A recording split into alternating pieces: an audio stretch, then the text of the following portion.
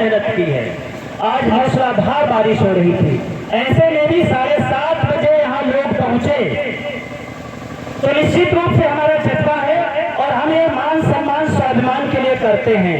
अवंतीबाई लोधी महासभा, जैसा कि मैंने कहा, गौरव है और गौरव हर हालत में लोधी समाज के मान सम्मान स्वाभिमान, उनकी सामाजिक आर्थिक राजनीतिक क्षेत्र के लिए मिशन के रूप में काम करती है। मैं चाहता हूं हमारा सामाजिक सम्मान हो। सामाजिक सम्मान आपका तभी होगा जब आप चलते हो तो बैठा हो, आवाज देके कहे अरे लोधी साहब आइए, सम्मान के साथ आपको कुर्सी देता है। उस दिन समझ लेना लोधी समाज का गौरव आया, सम्मान आया। अभी हमें कोई तवज्जो नहीं देता, हमारे लोगों को कुर्सी नहीं देता, बैठने की जगह नहीं देता। हम जमीन में खुद भी बैठ जाते हैं, हम खुद भी पीछे बैठ जाते हैं। ये जज्बा पैदा करना होगा अपने मान के लिए, सम्मान के लिए, स्वाभिमान के लिए कि हम भी लोधी जाति के हैं। और लोधी जाति एक ऐसी जाति है जहाँ तमाम वीर वीरांगनाओं ने जन्म लिया है। हम स्वाभिमान से जीना चाहते हैं, सम्मान से जीना चाहते हैं, अधिकार से जीना चाहते हैं। सामाजिक हैसियत जिससे आपकी बन जाएगी, आपके बच्चे शिक्षित हो जाएंगे तो निश्चित रूप से राजनीतिक क्षेत्र भी आप में जागेगी और आर्थिक रूप से आप संपन्नता की ओर काम करेंगे। निश्चित रूप से भी हमारे पत्रकार महोदय ने बात कही कि हमारे यहाँ व्यावसायिक रूप से लोग सिर्फ परंपरागत रूप से खेती करते हैं। और खेती में भी मैं एक बात आपसे कहना चाहता हूँ कि खेती नो डाउट हमने बहुत अच्छी खेती की, आज तक हमारे बुजुर्ग खेती करते रहे। एक सवाल आपसे पूछना चाहता हूँ, हमारे पिताजी के पास, बाबा के पास 100 बीघे जमीन थी, बाबा के पास 100 बीघा जमीन थी। मेरे पिताजी 4 भाई थे, अर्थात बाबा के 4 बेटे थे। एक हिस्से में कितनी आई? जवाब दीजिए। 25 बीघा। दुर्भाग्य से मेरे पिताजी के भी 4 बेटे, कितनी हुई? 1 एकड़ बची, 1 एकड़। 2 पीढ़ी में सिर्फ 6 बीघे पे आते 100 बीघे से, और मैंने भी 2 पैदा कर दिए। कितनी बची? जानवर बांधोगे, खेती करोगे, झोपड़ी बनाओगे, उपले पाथोगे, भूसा भरोगे या खुद रहोगे? रोटी कहां से खाओगे? रोटी कहां से खाओगे?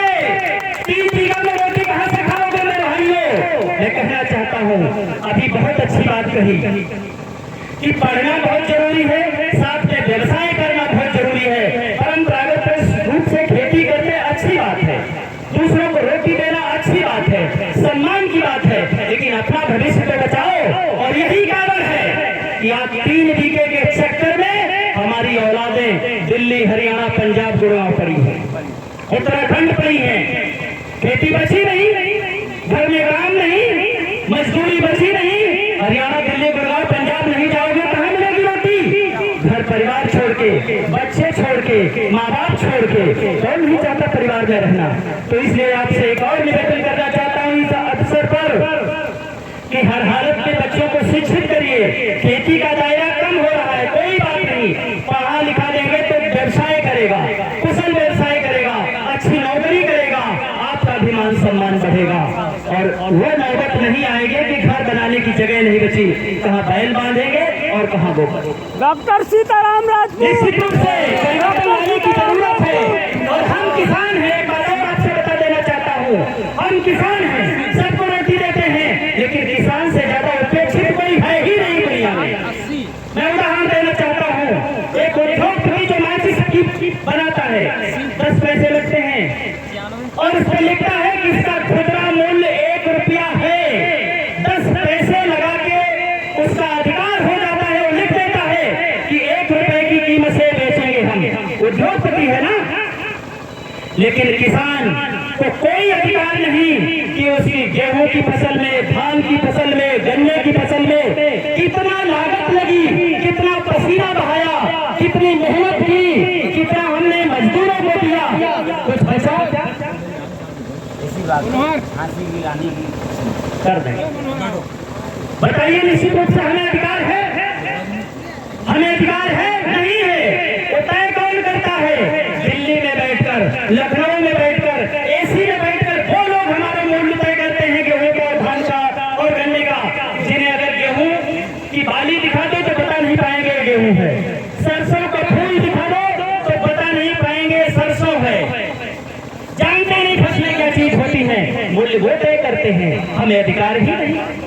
अधिकार इसलिए नहीं है, कुछ किसान पंजाब हरियाणा में है, उन्होंने जबरदस्ती अधिकार हासिल किया, लेकिन हमें तो वो भी नहीं है। इस पर भी हमें जागरूक होना होगा। निश्चित रूप से परिवर्तन लाने की जरूरत है और परिवर्तन कोई और नहीं आएगा। परिवर्तन तभी आएगा, मातृशक्ति को आगे आना होगा, बच्चों को पढ़ाना होगा, बच्चों को अच्छी परवरिश देनी होगी, बच्चों को अच्छी शिक्षा देनी होगी, और इस सब के साथ जो बहुत पिछड़ा है वो है संस्कार। आज संस्कार नहीं, हमारा समाज संस्कार विहीन होकर चला जा रहा है। हम अपने बच्चों पर गौर नहीं दे पा रहे हैं, उनको ध्यान नहीं दे पा रहे हैं। संस्कार विहीन समाज हमेशा अपना इतिहास खोता है, अपना मान सम्मान खोता है, अपना वजूद खोता है। ऐसी स्थिति में उस संसार को जिंदा करना है तो आपको पुनः अपने बच्चों को संस्कारी बनाना पड़ेगा। और संस्कार कोई ऐसी चीज नहीं जो बाजार में मिलती हो। संस्कार कभी बाजार में नहीं मिलता, संस्कार कभी दुकान से नहीं मिलता। संस्कार आपके अंदर है, आपका व्यवहार आपके अंदर है। हम खुद कहते हैं बीड़ी पीने की लत है, सिगरेट पीने की लत है, गुटखा खाने की लत है, दारू पीने की लत है। हम छोटे छोटे नौनिहालों से जो 5 साल के 6 साल, राम सिंह इधर बंडल ले आ जाके, गुटखा ले आए जाके, बच्चों से लगाते हैं नहीं लगाते हैं बताओ?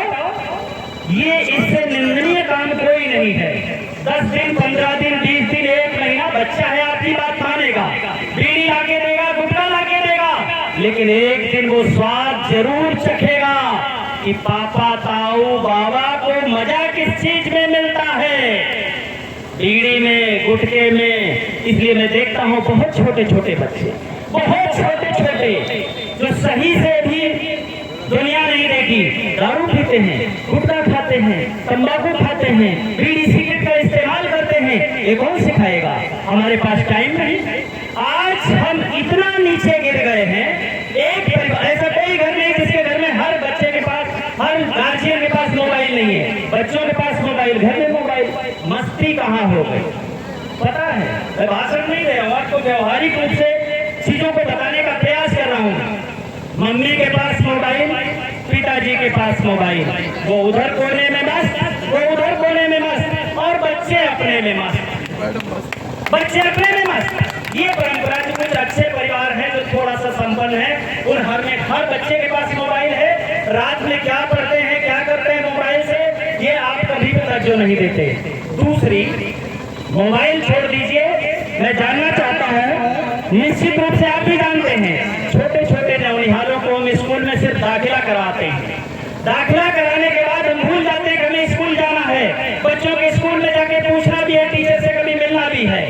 बच्चा स्कूल जाता है नहीं जाता है कोई फर्क नहीं पड़ता। 1 महीने के बाद फीस देनी होती हम दे देते हैं, किताब खरीद के देनी हुई दे दी, लेकिन कभी भी बच्चे पर गौर नहीं किया कि वास्तव में स्कूल जाता है कि नहीं जाता है, पढ़ता है कि नहीं पढ़ता है। इस पर कभी अमल नहीं करते। कुछ गार्जियन से जब डिस्कस इस बात पे होती है, इस बात पे जिये होते हैं कि बच्चों पर गौर क्यों नहीं? साहब हम तो पढ़े लिखे नहीं, हम क्या बताएं? ये कहते हैं कि हम तो पढ़े लिखे ही नहीं हैं, हम क्या बताएं? ऐसी स्थिति में मैं उनसे कहना चाहता हूँ कि जो छोटा बच्चा है, प्राइमरी स्कूल का बच्चा है, 8वीं क्लास का बच्चा है, निश्चित रूप से बच्चा ये नहीं जानता कि हमारे पिताजी की ज्ञान और विवेक कितना है। उसे बुलाइए, शाम को पर डे हैबिट पे डालिए, बुलाइए कि आज बेटा तूने स्कूल में क्या पढ़ा है, अपनी कॉपी दिखा, अपनी किताब दिखा। जब ये काम करना शुरू कर देंगे, उसको नहीं पता कि पिताजी को कुछ ABCD मालूम है कि नहीं मालूम है, वो पढ़ना शुरू कर देगा, मेहनत करना शुरू कर देगा। एक बात। दूसरी बात, आप विद्यालय जाइए हर 15 दिन में कम से कम, रोज नहीं जा पाते कोई बात नहीं, गाँव विद्यालय है, आसपास विद्यालय है, कम से कम 15-20 दिन में एक बार विद्यालय जरूर जाइए। उस टीचर से मिलिए जिसके सुपुर्द आपका बच्चा पढ़ता है, उससे पूछिए क्या स्कूल आता है कि नहीं आता है। इससे 2 बातें होगी, एक तो टीचर भी इस बात पे अमल करेगा कि गार्जियन जागरूक है बच्चे के प्रति, दूसरा बच्चा भी कहेगा कि पिताजी या मम्मी या गार्जियन पापा ताऊ जो भी है वो स्कूल में आते हैं, टीचर से मेरी शिकायत करते हैं। संस्कार इस कदर गिर गया है, मैं खुद देखता हूँ, आप भी देखते हैं। एक दौर हुआ करता था जब अपने आसपास के बच्चे खेला करते थे, डांट पड़ने वाली।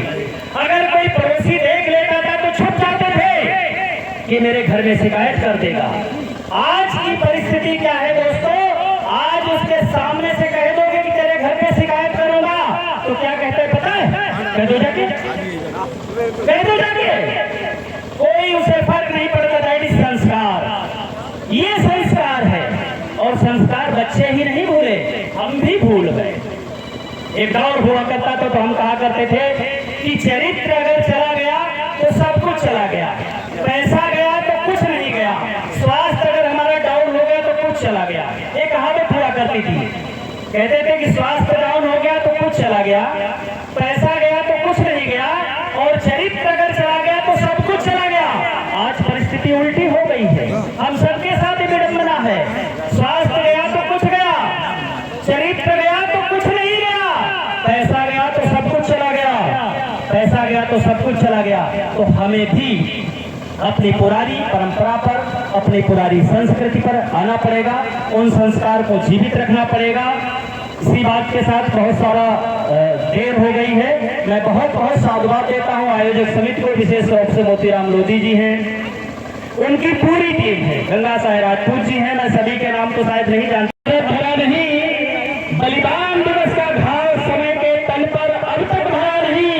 जय जय अवंतीबाई लोधी, माटी का कर्क बोलेगा और रानी तेरे बेटों में जीवित है साहस, मरा नहीं, जीवित है साहस, मरा नहीं। आज के कार्यक्रम की अध्यक्षता कर रहे भाई जिला अध्यक्ष मोतीराम लोधी जी, जिनकी चर्चा परिचर्चा सभी लोग करते हैं और उनकी हिम्मत के कायल भी हैं, हम भी हैं। आज के कार्यक्रम की अध्यक्षता कर रहे हैं आंवला की सरजमी से अवंती भाई लोधी महासभा के पूर्व प्रदेश अध्यक्ष, और वर्तमान में मैं आज आपके सामने घोषणा भी कर रहा हूँ कि फिर भी अवंती भाई लोधी महासभा के फिर से प्रदेश अध्यक्ष होंगे बहुत हाल में। और आज से अपना काम शुरू करते हैं। बहुत दूर दराज फैजाबाद की सरजमी से जहाँ राम का जन्म हुआ था, उस सरजमी से चल के आए हमारे भाई सुखदेव लोधी जी, बहुत सक्रिय रहते हैं। उनके साथ में डॉक्टर राम संजीवन लोधी जी, उनके साथ में और सोशल मीडिया के प्रभारी भाई नीरज राजपूत जी, शायद दाएं बाएं होंगे, संभ्रांत मंच हमारे भाई प्रेमपाल लोधी जी, कुशल संचालन कर रहे गंगा साहेब लोधी जी, और समस्त तेजपाल करपिया से जी, दो डॉक्टर भीम से लोधी जी, समस्त सम्मानित मंच, मातृशक्ति और मैदान आमने सामने बैठे सभी को वंदन करता हूं, अभिनंदन करता हूं। निश्चित रूप से अवंतीबाई लोधी महासभा एक मिशन है, और ऐसा मिशन जो हर हालत में चाहता है कि लोधी समाज का सामाजिक, आर्थिक, राजनीतिक उत्थान हो, और उत्थान के लिए लगातार अविरत रूप से कई वर्षों प्रयास हो रहा है। जब भी हमारे महापुरुषों की कोई जयंती होती है, जब भी हमारे महापुरुषों को कोई बलिदान होता है, चाहे शहीद गुलाब सिंह लोधी हो, चाहे वीरांगना अवंतीबाई लोधी हो, हमारा संगठन चल बढ़कर आपके सहयोग के साथ हमेशा इन कार्यक्रमों को आयोजित करता रहा है और मनाता रहा है। उसी की श्रृंखला में गत महीने 16 अगस्त को वीरांगना अवंतीबाई लोधी का जन्म दिवस बड़े हर्षोल्लास के साथ बरेली